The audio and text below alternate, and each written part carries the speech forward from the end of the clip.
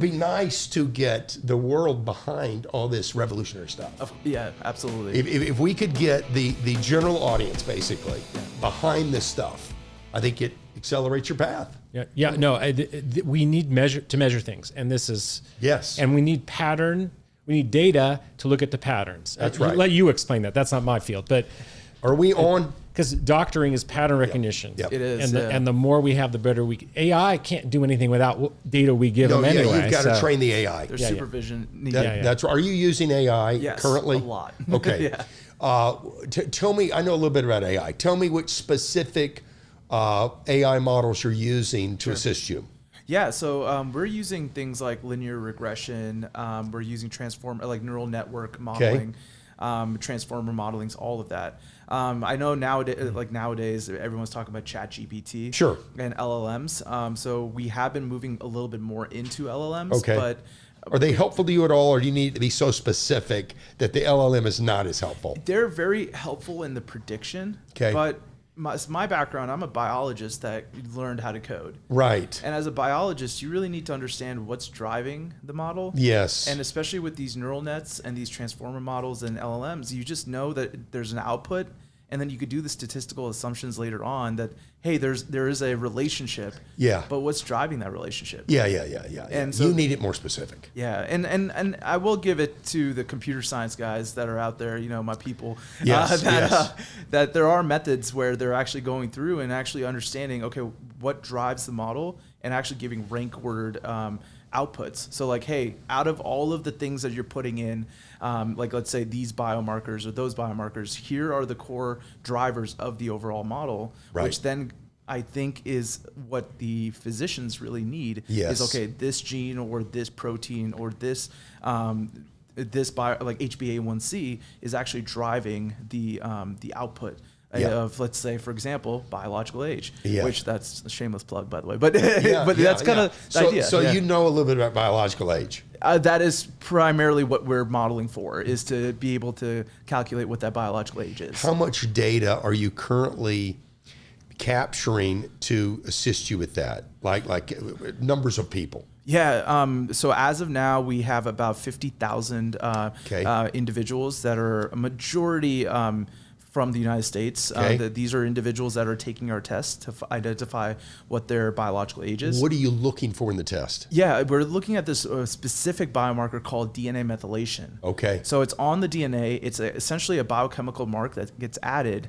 And what is interesting about this biochemical mark is that it's allowing the expression of genes. Okay. It's essentially a way, you can think of it kind of like how you have hardware on a computer. Yeah. You're not fixed with just that hardware. You have software that can interpret how to use that hardware. Right. That's what DNA methylation is, essentially. Okay. Is methylation a chemical located in the body that you're using to determine age? Specifically on the DNA itself, this particular one. So there's one of the DNA molecules, cytosine, one of the bases. It primarily gets added to that. And what it does is that it actually restricts the ability for that whatever gene is associated in that area, physically restricts that to be actually interpreted or expressed. Why is that the one chemical you're using to determine biological age? You've settled in on this one. Yeah. Because it must provide you some belief that it's accurate. That's a very good question. You can actually create, tangent. You can create a biological age estimate using a lot of biomarkers, like hip weight ratios or ones that were used in the past. Yeah. The reason why DNA methylation has been why we settled on it is because of a lot of the research that has been coming out showing its predictive ability to correlate that biological age to something that's environmentally effective. So, for example, let's say, so DNA methylation can be altered based on things like your lifestyle habits, the diet, how I eat, how I exercise, all of that. And so if you think about it, if your biomarker is capturing what is exposed to you, and you can estimate a biological age from that, that biological age is based on that exposure and not something like, let's say you just have Crohn's disease. Like that is very important to know, but hey, like, is that something that you're already taking care of? Probably. And it's one of 800 items you could be looking at. Yeah, but what about like, hey, I went out, in a heavily densely polluted area. Right. And that the biological age that DNA methylation can capture is based on that pollution levels, the area that you live in. I'm getting diet. it. Yeah. So methylation in my the way my brain's working is basically the parts I can control about my life. Of course. Yeah, absolutely. That's what it is. Yes. Yeah. Yeah. Everything else could be tied to my genome. It could be tied to my heritage. It could be tied to my ethnicity. Yeah. But nothing I can control. But this, it sounds like, are the very areas I have influence over. Absolutely. And that's why you're using it. And that's why we're using it. And I think that's why, like, from a, even from a consumer perspective, it's important to understand your genetics. Sure. Where you're from, what are your predisposition. And I mean, that's what kind of started this whole area of precision medicine. Sure. But the thing about genetics and epigenetics is that you really want to understand what you can control. And just to your point, epigenetic tests are really it's based on DNA methylation. That's kind of why we really thought that this would be a great place to move forward. This helps me a lot. Now let's talk about the 50,000 that we've got in the pool. Let's talk about them. Sure. What age difference are you seeing from a birthday to a methyl? Ooh, like a epi age. Let's say. There you go. Epigenetic Epi age. Yeah. Right. It varies. I mean, we have normally or typically. Yeah. Can you take the whole pool and say there's a the whole pool is 57, but when we measure using methyl, they're 52. Yeah, it's approximately like a 5-year difference. It is 5 years. Yeah, it's typically a 5-year difference. Lower. Well, it depends. Okay. So there are some people that come back and, they're exercising. They've got issues. But they have issues that they haven't recognized, and they might come back as 5 years older. Whoa. And then there's some people that are like, I really don't care about what I do, and they come back as 2 years younger. Interesting. And maybe it's because they you're using the methyl. The methylation methodology. Let me jump in. What are some of those hidden factors that drive the unexpected result up or down? Stress.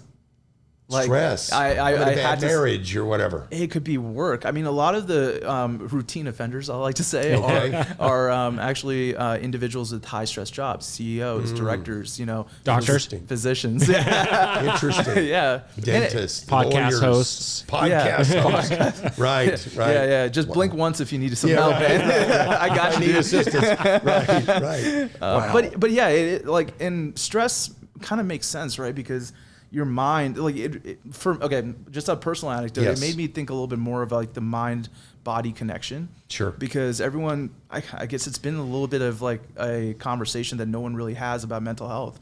But the thing is that, and what we've noticed from these markers is that the way that you control your mental health will regulate hormones. It'll release certain hormones, like cortisol levels will increase, and that actually has a deleterious effect on increasing your biological age. For sure. And so that's why, even though it was a really unique finding or personally for me to see, it makes a whole lot of sense when you start to think about that mind-body connection. Right. So is that part of a test you do, other than just checking their blood?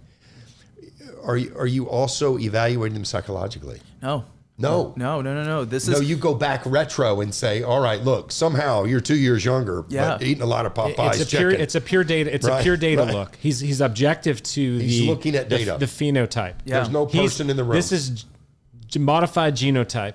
We're phenotype. We're looking at the symptoms, the outward manifestations as clinicians. Got it. He's going, let's just see what it shows. The data. And it's we need that objectivity in medicine. Sure. Because medicine is supposed to be as objective as it can be, but it's got a subjective evaluation. Yeah, this gives you a head start. Can I play nerd? Yeah. Got to do my part? Sure. All right, my biochemist turn. So you're looking at methylation. Are you looking at certain locations on the genome, and is that uniform? Yeah. And why did you pick those? Yeah. So the way that we're doing this, administering this test, is that we are looking at about 1 million sites, 1 million CPG sites on your genome. And throughout the years, starting in about 2011, 2013, there's a notable figure in this field named Steve Horvath, UCLA professor. Okay. And what he started to realize is that you can build, using these regression models and AI techniques, you can identify which of these CPG sites are highly predictive of chronological age. Okay. So he's using the actual age of that individual as a way to just retroactively be able to back in. Yeah. What he started to realize, though, is that he could never get 100% accuracy. And it was in that almost error that the beautiful idea of biological age acceleration and deceleration started to appear, where he realized that, you know, depending on how that individual took care of themselves, that actually screwed up the model. Right. And that, but then he was like, I don't want to remove it. I don't want to just completely, squash that. For predictability's sake. He started to realize that difference is actually what associates. So, sorry. Yes. To answer that question directly, what he identified were 353 specific sites. But as time went on, if you trained it to different things, you can start to identify different CPG sites, these locations that are highly predictive of something else. So, for example, this group out of Duke created this pace of aging clock. Right. Dunedin pace. Okay. If any of your viewers are interested. Pace of aging. Your viewers There are might contests going on right now Yeah. on my WhatsApp. I'm part of some groups, and they try to get the lowest rate of aging through this. As measure. opposed to 365 days in a year, they may be aging at 420. or even like a certain couple of months, it was so sensitive in how it got developed that you can actually track seasonally that it was responsive to seasonal age changes compared to something like the Horvath clock, which was a little bit more of a how would you call a retroactive? It's a generalized output that was maybe also affected by your past. Versus the pace of aging being more of a current one. Yeah, where I'm affecting it. Exactly. The seasons, the environment, my behaviors are all affecting it. And the reason why I brought that up as a comparison to this Horvath clock is because what they did was they followed 1,072 individuals from Dunedin, New Zealand, and followed them from the time of birth from 1972 and collected every 4 or 5 years different blood samples. So that longitudinal aspect and integrating that into a single unit actually was able to create this level of sensitivity to this test. Wow. Okay, how do you see, take us down the road just a little bit. Are you going to get this where the general audience will have access to what their biological age is? Yeah, they actually have access now. So they do. I do represent a company called True Diagnostic. And the reason why we wanted to, we are in business is because we wanted to bring this as a, mainstream kind of test, because we realized no one's really looking at epigenetic tests. Yeah. And so we actually came in and started to do a lot more on the research side and try to prove these out, because like for me, my background being a biologist and an academic, I need to study it in order to prove to myself that it's worthwhile. Right. I'm not going to sell some snake oil to somebody. Unless I can believe in it. You're a data scientist, so this is your area. Yeah, and let's sound smart. Let's use a word called bioinformatics. All right. And now let's ask someone to explain that to us who might know more about it and how to apply it. And then let's transition that into, we got these methylations, we've got data, we know we're doing some bad things, we're aging too fast. How do we turn that back? How can we take away methyl groups, or what are we doing and how do we do it? Absolutely. So I guess starting off with bioinformatics, it's this nexus of biology, computer science, and statistics. Yeah. Bioinformatics really starts with how do you take biological, let's say, samples. Yeah. Use these tools called next-gen sequencing and arrays and all of this. Digitizing these biological samples. And then using things like AI, using different types of statistical tests to really uncover what are the patterns that are driving the output. So it's really kind of a mixture of all three. Yeah. And the way that you get into it, you can. For me, it was biology first, and then learn to code, and then learn the principles that way. And so with DNA methylation, the first thing we needed to do was, first we had to look at a tissue type that was not only accessible, but was pretty level, like standardized. Yeah. Blood was perfect for it. Okay. Blood. Okay. And it really actually integrates well with your current, ecosystem in the hospital, because you're already routinely doing blood measurements. Right. Why not take a little bit of it and then put it through this kind of process of epigenetic testing? Okay. And so for us, we were routinely getting it's just a finger prick test. We were routinely getting samples, maybe like 500 to 1,000 a month. Yeah. And once we started to build that database, our models just got better. The more models, we started hiring computer scientists. And what is really good is that the computer scientists are coming in and have a really deep understanding of what models to use. But where the bioinformaticians come is that with their background of biology, they can say if a model is actually doing what it's doing or if it's just picking up a signal just because a model will tell you anything. Sure. That's where the supervision really needs to come in. Yeah. And that's where the biologist comes into play. Oh, that's great. So what's neat about this is you take, doctors for hundreds of years are looking at people and symptoms, listen to their heart, Yes. Move your elbow, whatever. Yeah, tap my knees. And then we got imaging. We can look a little deeper. You can do a blood test. Yes, MRI. And now you can look at, hormones and molecules. Now we're down to, can we look at your genome a few years back, right? Yes. A certain group, that's not too long ago. And now we're looking at specific changes on the genome imposed upon epigenetic, right? That's where that comes from. So we're just, that movie, the Fantastic Voyage, where you get down small and you get in the body. And we're just getting smaller and smaller. Yeah. Right. Where do you see this going, Doc? Well, I want to know how to take off the methyl groups, right? We're here talking about anti-aging, yes, which means, we know we're older than we should be, or maybe we're about the same age as our chronological age, but we want to live healthier longer. Sure. We know what to do, right? Our grandmothers told us, eat right, exercise, sleep, don't think bad thoughts. Lots of water. Yeah, all that stuff.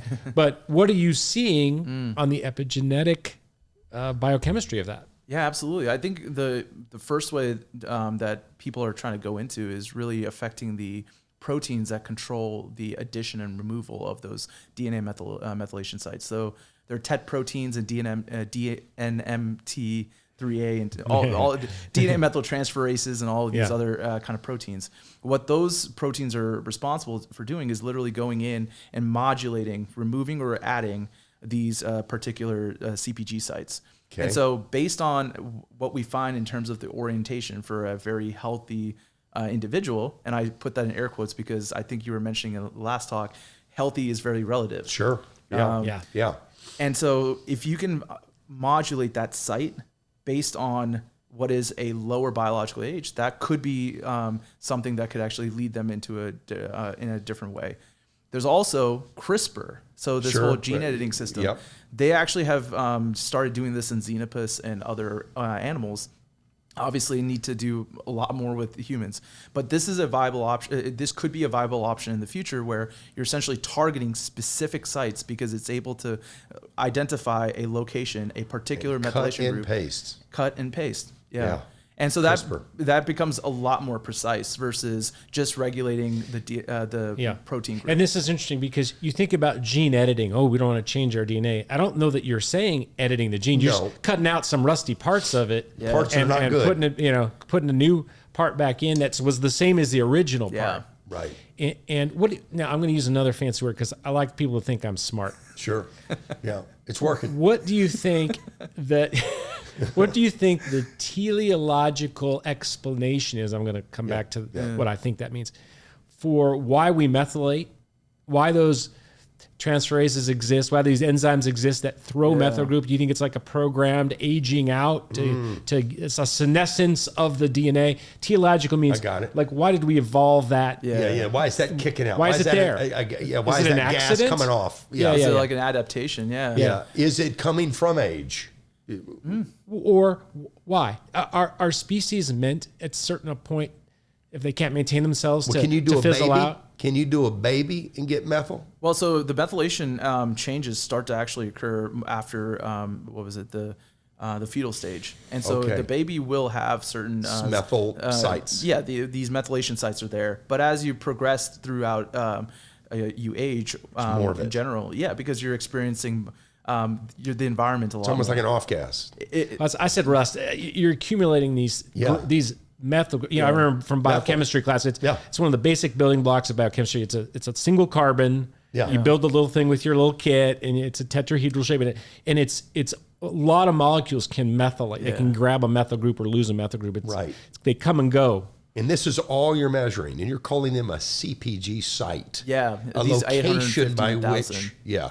And we're down to 356 that we think we can influence? It depends, right? Because based on, we have a slew of clocks. Like everyone and their mother has developed a epigenetic clock, which I think is a good thing because it's attacking a different part of aging. Sure. I do want to answer the theological question. Yeah, please. Yeah, sorry. Because I want you to. Yeah. No, mainly because I will say this may be a little bit more of an opinion, but I'll try to explain my it's an informed opinion. Yeah. It's the idea of changing your genome is very, very hard because there's all these different types of, so you're literally your DNA. Yeah. If you change your DNA, you might be introducing a lot of changes that might be deleterious to your survival as an individual. You can cause early cancer, early stop codons or stop sites in terms of protein production. You can cause cancerous outputs, things like that. Yeah. And so what is a non-committal way of changing or interpreting your DNA? I think that the body or the cell has figured out, hey, if we use these almost like a whiteout, you're not changing the underlying basis, but you're rather interpreting the DNA in a way that is still causing the functional aspects of molecular biology to occur. Okay. So I think that as time went on, rather than just deleting these or removing DNA and adding DNA, they found that this was actually much more of a viable option. And also, it's an idea of how do you respond to changes in the world, right? Like if you go into a polluted area, if you don't have a way to regulate or to figure out different paths of a biological process to adapt. Right. To like heavy density radiation or whatever. Yeah. And even when, as humans were like gatherers, like when we weren't, eating Hostess all the time, you had to evolve with the fauna and the flora that was around you. In that area, yeah. And so I think that this was a way that the body might have innately figured out that this was a good way to kind of modulate the biological processes. Like, okay, if the game that I was going to have was heavily fat, or heavy in terms of fat concentration and all that, then you have certain pathways that are able to deviate and allow for secretion of whatever's necessary to break that down. Yeah, or just to be able to deal with the heavy, highly fatty solubles. Right. Which is oxidative. So I think you're right, and this makes sense in biology, right? It's adaptive. And now we're using it as a marker, which is a pattern marker. Yeah. Which Are you is really saying the cool. methyl is adaptive? Well, our code makes these enzymes that pops those methyl groups on your DNA. Why is it doing it? Yeah. It's because there were reasons that we needed in our biology. Is there anything else in nature, that you've seen in your? It's an evolutionary process in other species or disease processes. Yeah, I mean, there's one. I'm trying to remember what. I think it's planaria. They don't even have DNA methylation. These are flatworms. They don't even have DNA methylation. There is none. And let's talk about planaria because if you take these worms, it's a flat-looking worm with an arrow-shaped head, and they're they can be that big. You can cut them up 3 or 4 pieces. Those 3 or 4 pieces will regenerate into 3 or 4 new worms. Yeah. Okay. So they don't methylate, but they can regrow They themselves. regenerate quite so nicely. There might be some benefit in not methylating. Yeah, it's actually fun. So during my PhD, I studied salamanders in terms of their regenerative ability. So I would spend countless numbers of years just cutting their tails off and their arms off, watching them come back, and then watching them come back. And one of my major dissertation chapters was understanding how DNA methylation changes through the regenerative process. And what we identified is that certain of their regeneration was actually having an effect on the DNA methylation. Now, when I finished grad school, I had to kind of give up that project, but that question always remained: is that regenerated limb a younger limb than the opposite intact limb? Yeah. And they actually identified that very recently in the last 3-4 months, where the new way limb. the new limb, it does actually come back as a fetal, almost like a fetal epigenetic state. So the methylation in the DNA of one limb versus the other are different because you got this newer limb, right? But then as it reforms and redevelops, it just catches up and figures the out. methylation it catches up. copies the other side. Yeah. Whoa. Yeah. And so like this is the thing. It's like this is why understanding basic research from different animals, how can that unlock here as well? Right. Obviously this, we're like what I do now is more very human centric. Yeah. But we can maybe take a couple of these answers from the animals that figured it out. That regenerate. Yeah, and regenerate. And this is how we met at a Starbucks. We penciled out on a napkin how to regrow a limb, but he got busy doing this methylation stuff with and I was trying to regrow a limb. So we need to spend some time together. Yes. Amazing. Because it's kind of there. We just need to we need to tweak a few things, and I think we could figure it out. How to harness it. Yeah, and the DoD was very supportive of this. Definitely supported a lot of that dissertation work. But this really brings like, how do you solve human problems with other animals? Right. And then obviously translation is going to be another thing, but it just shows the power of these epigenetic marks. Yeah. Not only for what we do, but like how we can then use this in a way to translate things from salamanders over to humans. Right. Yeah. You're brilliant. It's really, really fun talking to you. No, I appreciate it. Thank you. This has been fantastic. Jeff, any concluding questions? Yeah, here? I would like to spend another 3-4 hours recording, but I think we're going to have to schedule that on a different day. Right. Yeah, this has been a real treat. Yeah, I knew you'd like this, and I hope that the viewers and listeners write in with some questions, and we'd love to have you back when you're in town and out to the not the traveling studio, but the real studio, and really drill down even deeper and nerdier. We could go hours actually. With him for sure. No, I commend you guys for doing what you're doing, because I think being able to translate the science to a broader audience is that's why we as scientists do this, is that we want to help and be able to rethink these problems so that the everyday person can actually benefit from it. Yeah, you're in the proactive space of medicine, basically. So thank you for of course. allowing me to have this platform. platform. I appreciate you being here. Really brilliant. Thank you.